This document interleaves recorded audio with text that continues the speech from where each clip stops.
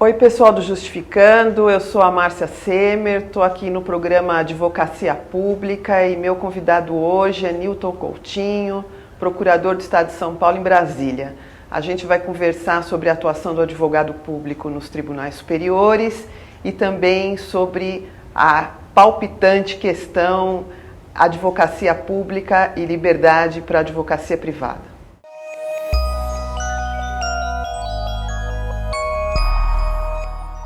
Oi, Newton, é um prazer receber você aqui no Justificando para a gente conversar um pouquinho sobre a atuação do advogado público em Brasília. Eu que agradeço o seu convite do pessoal do Justificando. Espero aí que eu possa contribuir para esclarecer algumas dúvidas das pessoas sobre a advocacia pública, o que nós efetivamente fazemos. Newton, você é procurador do Estado de São Paulo e representa o Estado de São Paulo judicialmente lá em Brasília. Como é que é esse trabalho? Quantos colegas de São Paulo atuam na representação do Estado em Brasília? Bom, a maioria dos estados possuem um escritório, uma representação em Brasília, justamente para atuar nos processos dos seus estados de origem perante os tribunais superiores. No caso específico aí do Estado de São Paulo, o nosso quadro seria de 17 procuradores, 7 na área trabalhista, 5 no STJ, mais 4 no STF, mais um chefe para organizar os trabalhos no âmbito da regional.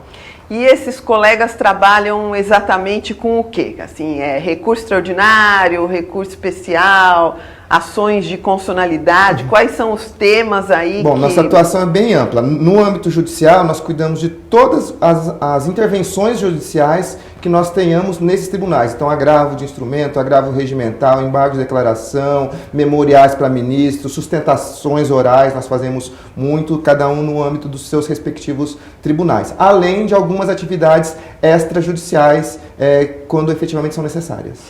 Newton, você escreveu um livro, Advocacia Pública e o Novo CPC. A alteração do Código de Processo Civil, que agora entrou em vigor, vai trazer uma modificação na atividade dos advogados públicos perante os tribunais superiores ou o CPC não vai influir tanto assim? Não, o novo CPC ele traz grandes mudanças, grandes repercussões, tanto na área privada quanto na área pública também. Especificamente na advocacia pública, nós temos algumas questões que foram melhor regulamentadas pelo novo CPC, então a gente passa a ter, desde o dia 18 de março de 2016, a intimação pessoal para todas as manifestações processuais. Isso já está funcionando no âmbito dos tribunais superiores? Acho que nem... A despeito da vacácio de um ano, não entrou em vigor ainda de nem fato. Nos tribunais superiores, nem nos tribunais estaduais, né? A gente ainda está num momento aí de transição de efetivamente como implementar, como fazer que de fato essas regras elas possam ter validade. Obviamente o novo CPC entrou e essa regra já existe.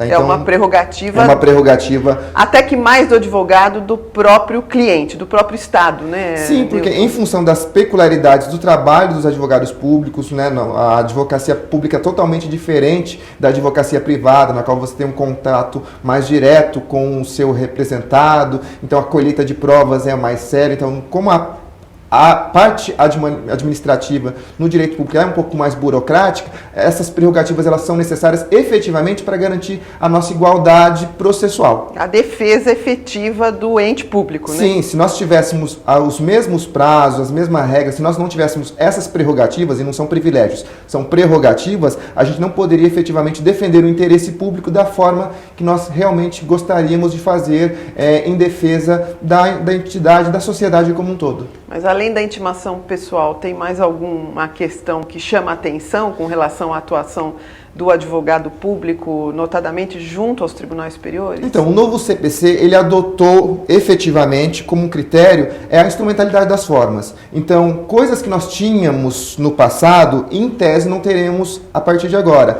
Então, nós tínhamos questões de agravos, alguns documentos, alguns recursos, que a falta de determinada peça processual, a falta de determinado documento, acarretava o não conhecimento desse recurso. Inviabilizava o recurso. Sim, o novo CPC, ele acaba com isso, pelo menos ele tem isso como princípio, que a falta de um documento você não vai extinguir o processo de plano. Você vai intimar a parte, obviamente se não for um erro muito grave, que ela pode juntar documentos posteriormente. Então, essa é a linha que o novo CPC está adotando. Eu não sei como que os tribunais superiores, os tribunais dos demais entes federativos vão adotar esse entendimento, mas é inequivocamente uma regra, um princípio adotado pelo novo CPC.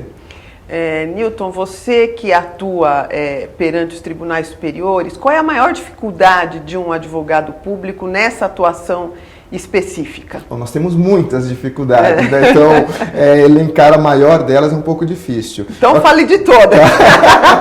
Bom, no âmbito dos tribunais superiores, como nós não temos reexame de prova, né? Então fatos a gente não vai discutir direito, matéria só direito.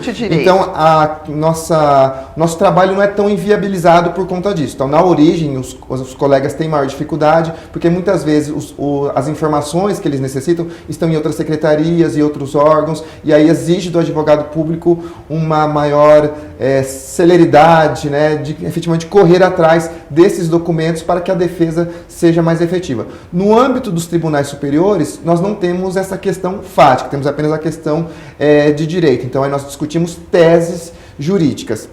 Em relação aos problemas que nós temos, o volume é um dos grandes problemas. Realmente, assim, o aparelhamento da advocacia pública é um requisito essencial se a gente quiser uma defesa aparelhamento do Estado administrativo, sim, né? Sim, tanto o corpo técnico, quanto procuradores, quanto organização. Então, como nós trabalhamos sobre questões jurídicas de direito, então a gente tem que ter teses efetivamente firmadas, deveríamos ter um setor para a realização de pesquisas, para efetivamente verificar como que está a jurisprudência em relação aos tribunais, quais são os temas que são mais relevantes para nós. Isso não existe, Newton? Existe, mas de uma forma não tão organizada como gostaríamos, porque nós temos, infelizmente, uma falta, um déficit de procuradores, um déficit de funcionários, e aí nós contamos muito com a boa vontade dos colegas que tentam fazer esse trabalho aí de pesquisar jurisprudência, nós tentamos ter um banco de dados sobre como cada turma se orienta, como que cada tribunal se manifesta em relação a um determinado tema, para organizar a nossa defesa. Se a gente tivesse isso de uma forma melhor estruturada, então com uma equipe, um apoio técnico efetivamente para fazer esse trabalho de pesquisa, seria muito melhor para os procuradores o exercício das suas atividades. Por quê? Porque eu já teria resolvido um problema anterior, que é saber qual o posicionamento de cada tribunal ou de cada órgão, de cada turma em cada tribunal. Nós estamos terminando o primeiro bloco, eu vou te fazer mais duas perguntas, vou pedir para você responder com alguma brevidade. Tá, ok. É o seguinte, você já trabalhou no interior de São Paulo e hoje trabalha em Brasília representando o estado de São Paulo. É estimulante trabalhar junto aos tribunais superiores? E a outra questão é a seguinte, quais são as principais causas ou as mais aí, relevantes que estão em Brasília hoje e que dizem respeito ao estado de São Paulo? Tá. Bom, foi muito interessante para mim esse fato de começar a advocacia pública no primeiro grau de jurisdição e depois, né, nos tribunais superiores. Então eu digo que agora eu consigo acompanhar, ter uma visão geral de todo o trabalho da advocacia pública. Então, como que aquela contestação lá na origem, ela vai trazer repercussões no meu trabalho nos tribunais superiores. Então isso é algo bem interessante e bem estimulante neste ponto. Até recomendo aos colegas que tiverem a oportunidade de trabalhar em Brasília que queiram. Em relação à sua segunda pergunta aí, um dos temas, eu estou trabalhando atualmente no TST, e com certeza no TST o tema mais abundante, a questão que mais nós temos no dia a dia é a responsabilidade subsidiária do Estado no caso, né, de terceirizações. Exatamente, isso é sem sombra de dúvida o tema que nós temos maior ênfase, maior atuação no âmbito trabalhista. Obrigada, Newton. Ok.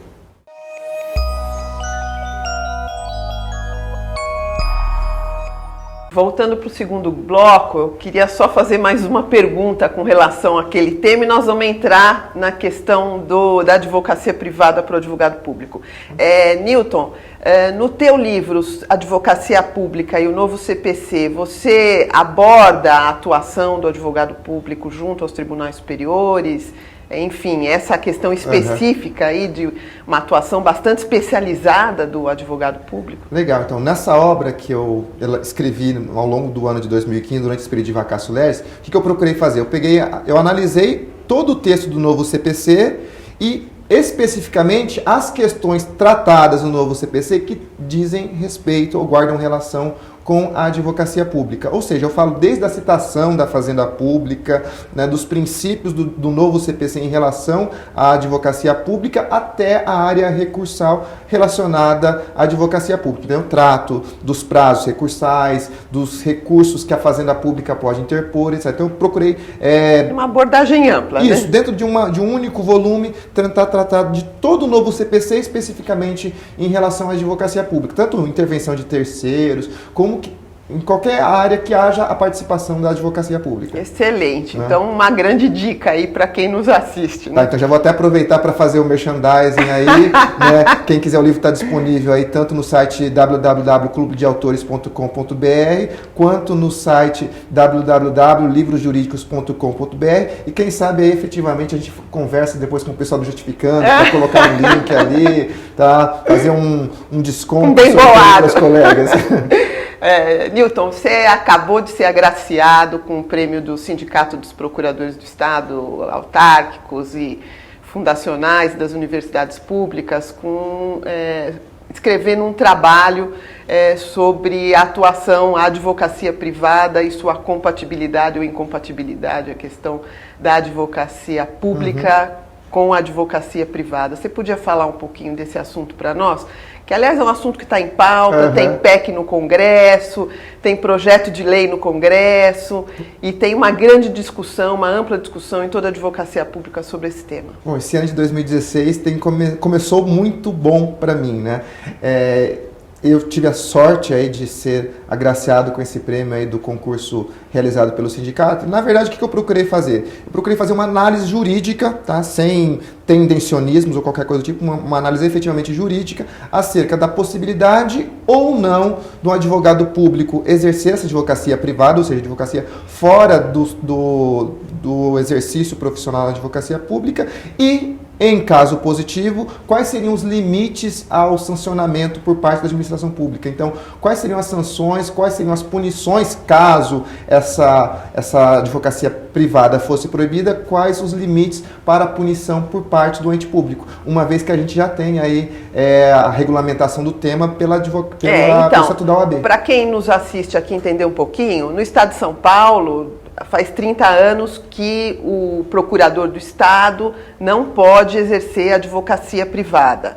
Essa não é a regra no país e no âmbito da advocacia pública, porque na maioria dos estados da federação a advocacia privada é admitida, nas procuradorias municipais acho que a unanimidade é admitida. E essa situação da vedação existe em 4 estados da federação e com relação à advocacia da União, que também agora mandou um projeto de lei para o Congresso, abrindo a possibilidade do advogado da União exercer também a advocacia privada.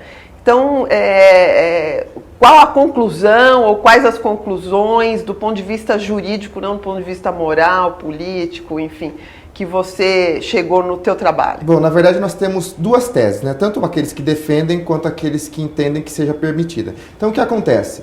Quando, para os que defendem a possibilidade da advocacia privada pelo advogado público, quais são os principais argumentos? Primeiro, que 100% dos municípios permitem, como você bem falou, apenas 4 estados da federação não permitem. Agora São Paulo, tem um quinto, né? Viu? Que o Maranhão acabou de aprovar uma lei, mas para os novos advogados públicos, né? Os que ingressarem a partir daqui, vedando a advocacia privada. Então, a primeira tese, para quem entende que essa advocacia ela é permitida, então, primeiro, quem regulamenta a questão relacionada a exercício de profissões é a União. A União regulamentou isso por meio do Estatuto da OAB, que trata do exercício da advocacia. Em relação à advocacia, há uma limitação específica para o advogado público no Estatuto da OAB, que é o quê? Você não pode advogar contra o ente público, a fazenda pública que o remunera. Então, no caso, os procuradores do município não podem, obviamente, advogar contra o município, mas podem realizar divórcios, né? Podem ter qualquer atuação privada que não guarde relação com as suas atribuições institucionais. E essa regra é a que tem sido seguida na maioria dos entes federativos, dos estados, etc.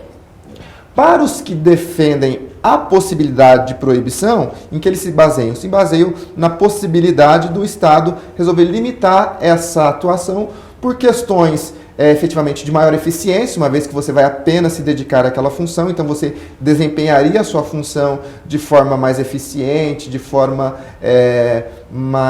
uma forma melhor. Mais dedicada. Mais dedicada, assim. O que, no meu modo de ver, não há relação. O fato de você se dedicar à advocacia pública não quer dizer que você não pode exercer a advocacia privada com qualidade e vice-versa. Até porque é permitido aos advogados públicos, como é permitido aos promotores de justiça, aos defensores, aos juízes, lecionar. Sim, né? E aí eu que leciono também, né, em Brasília, o que eu tenho percebido?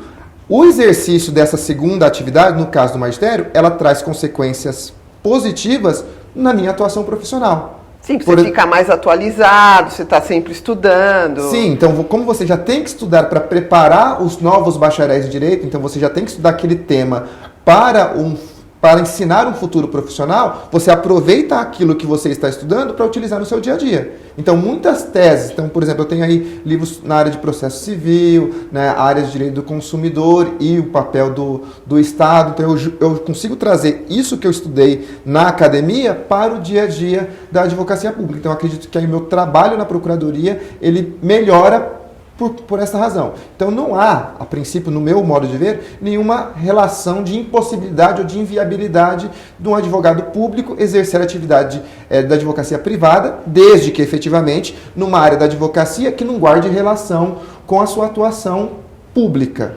Nós temos inclusive exemplos paradigmáticos aí, como os ministros do Supremo, o Barroso e o próprio Fachin, que eram advogados públicos, né? O Barroso é procurador do Estado do Rio de Janeiro, o Fachin procurador do Estado do Paraná, e os ambos exerciam também a advocacia privada porque não havia vedação à época do concurso de ambos e nem agora com relação aos do Rio de Janeiro. E tanto é que você observa, não obstante fosse possível a advocacia pública e privada, e eles efetivamente exerciam ambas as funções, eles conseguiram, né, chegar ao maior status jurídico em nosso país. Não, e mesmo na advocacia pública patrocinando ações emblemáticas do Estado, como o caso do Barroso e a questão da união homoafetiva, e entre outros tantos importantes. Então, o argumento puro e simples da questão da eficiência é um argumento que, na minha opinião,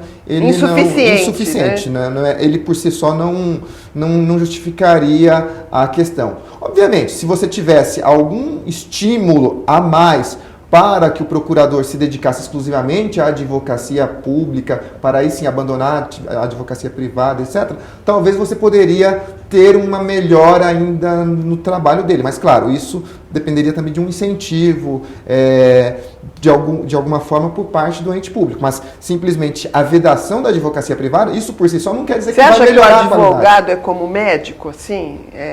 O médico, se tiver que prestar socorro para alguém, tem que prestar socorro para alguém. O advogado também? Se tiver que cuidar da liberdade de alguém, não pode se omitir? Aí temos outra questão que eu abordo também na tese que eu apresentei no sindicato, por exemplo, a questão do habeas corpus. Para você interpor um habeas corpus, né, para impetrar um habeas corpus, melhor dizendo, você não precisa nem ser advogado. É um direito conferido a qualquer pessoa. Lamentavelmente, aí no estado de São Paulo, se um advogado público impetrasse um habeas corpus em favor de alguém, em tese ele poderia ser responsabilizado por isso. E pode perder o cargo. Isso é um dos itens que eu trato na minha tese, porque haveria uma desproporcionalidade entre o ato e a sanção, né? Em que um habeas corpus impetrado por um advogado público em favor de alguém, de uma pessoa ou de si mesmo, né? Ou de si mesmo, traria consequências para a advocacia pública ao ponto de permitir que esse ente público demitisse ele, em algumas hipóteses, até demissão a bem do serviço público. É uma coisa realmente esdrúxula.